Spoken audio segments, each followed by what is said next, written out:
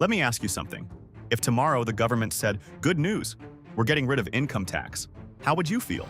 Relieved? Suspicious? Both? Here's the uncomfortable truth. Income tax was never designed to fund your roads, or your schools, or even your healthcare. It was created to fight wars. And every time a major war happened, your tax bill quietly evolved. What's even more interesting?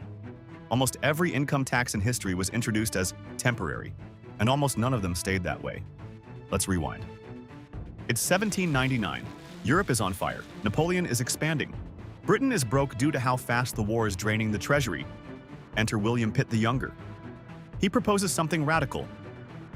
Instead of taxing land or trade, why not tax income itself? Wealthy citizens would pay up to 10% of their earnings. Now here's the part that should be familiar. He promised it was temporary, just until the war ended. And when Napoleon was defeated, Parliament actually repealed it. Everyone celebrated. The tax monster was gone. Then came the next war, and tax returned. And this time, the government had discovered that income taxation allowed it to mobilize resources on a scale previously impossible.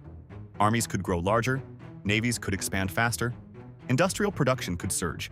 A new financial engine had been built. Keep this pattern in mind. We're going to see it again. Fast forward to 1861.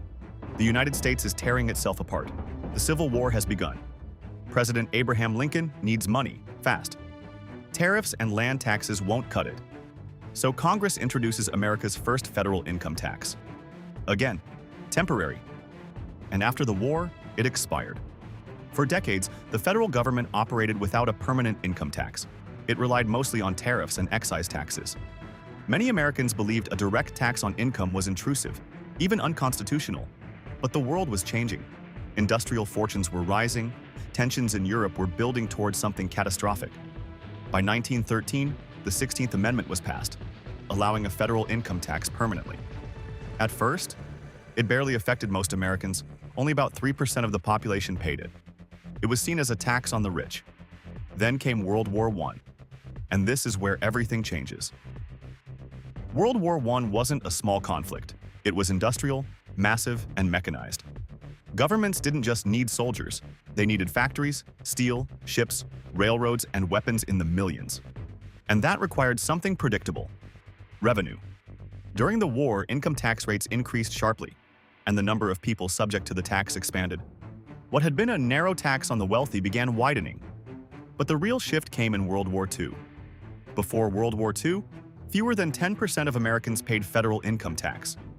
By the end of the war, income tax had become a mass obligation, not just for the wealthy, for the middle class, for ordinary workers. And here's the genius move: payroll withholding. Instead of asking you to write a big painful check once a year, they took small amounts automatically from each paycheck. Psychologically brilliant. The system didn't just collect revenue more efficiently, it reduced resistance. It transformed taxation from a dramatic event into a background process. Less visible, more stable, more permanent. And after the war ended, did income taxes shrink back to pre-war levels? Not really, because now they were funding something new: the modern state. A tax created to finance tanks could now finance highways. A structure built for mobilization could now support social programs. The justification changed. The mechanism remained. Here's the pattern history shows us. War expands government power. War requires massive funding. Income tax provides it. And once governments build the machinery to collect income tax efficiently, they rarely dismantle it. Once the system exists, it gets repurposed. Next time you look at your paycheck and see that line labeled federal income tax, remember, you're participating in a system born out of global conflict.